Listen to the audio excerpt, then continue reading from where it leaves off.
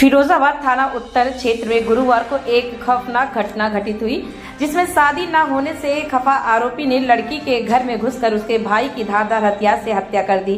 बचाव में आई उसकी मां को भी घायल कर दिया। आरोपी ने उसी के घर के अंदर कमरे में दरवाजा बंद कर साड़ी से फांसी लगाकर आत्महत्या कर ली। पूरा मामला थाना उत्तर क्षेत्र के टापा खुर्द का है, जहां पर सचिन जैन अपनी पत्नी अंजलि जैन, राजकुमारी और 2 बहनों के साथ रहते थे। उन्होंने अपनी बड़ी बहन की पहले शादी की थी, लेकिन तलाक होने के बाद वह घर पर ही थी। तलाकशुदा बहन के लिए उन्होंने भरतपुर राजस्थान निवासी संतोष जैन से रिश्ता तय किया था। उसके बाद संतोष का उनके घर आना जाना शुरू हो गया था। उसकी कुछ गलत आदतों की वजह से सचिन ने संतोष के साथ शादी करने से मना कर दिया। इसी बात से नाराज होकर आरोपी सचिन के घर पहुंच गया, जहां उसने धारदार हथियार से सचिन जैन की गोद कर हत्या कर दी। बेटे का बचाव करने पहुंची मां राजकुमारी को भी घायल कर दिया। आरोपी ने सचिन के घर के अंदर ही एक कमरे में अपने आप को बंद कर लिया। उसके बाद कमरे में रखी साड़ी से फंदा बनाकर लटक गया। घटना की जानकारी पर एसएसपी सौरभ दीक्षित समेत पुलिस फोर्स मौके पर पहुंच गया। पुलिस ने दरवाजा तोड़कर संतोष को अस्पताल भिजवाया, जहां डॉक्टरों ने उसे मृत घोषित कर दिया। एसएसपी ने बताया कि आरोपी शादी न होने से नाराज था, जिसे लेकर उसने यह कदम उठाया। यह दोनों शव को पोस्टमार्टम के लिए भिजवाया गया है। देखें, थाना उत्तर पे आज सुबह एक सूचना मिली थी कि एक व्यक्ति सचिन जैन, जो कि अपनी माताजी के, बहनों के और अपनी पत्नी के साथ अपने घर पे थे, इन पर धारदार हथियार से हमला किया गया और इनकी मृत्यु हो गई है फलस्वरूप।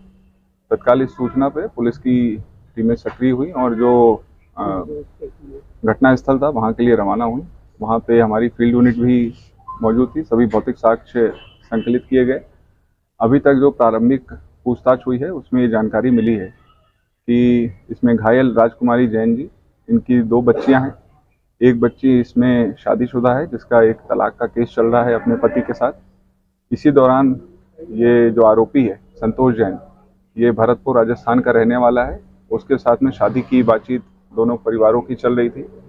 पिछले 5-6 महीने से इस व्यक्ति का इनके घर पे आना जाना था। दोनों एक दूसरे से परिचित थे।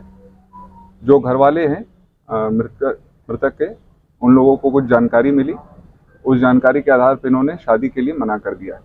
इसी बात से आक्रोशित होकर के आज उसने ये वारदात किया है।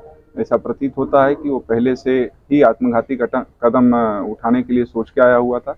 इस वारदात के बाद में उसने अपने आप को मृतक के ही घर में बंद कर लिया और वहाँ पे फांसी लगा ली है।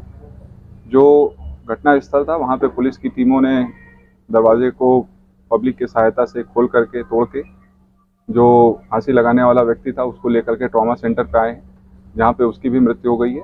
इस पूरे घटनाक्रम में सुसंगत धाराओं में अभियोग पंजीकृत किया जा रहा है और अग्रिम जो भी वैधानिक कार्रवाई होगी उसको कराया जाएगा।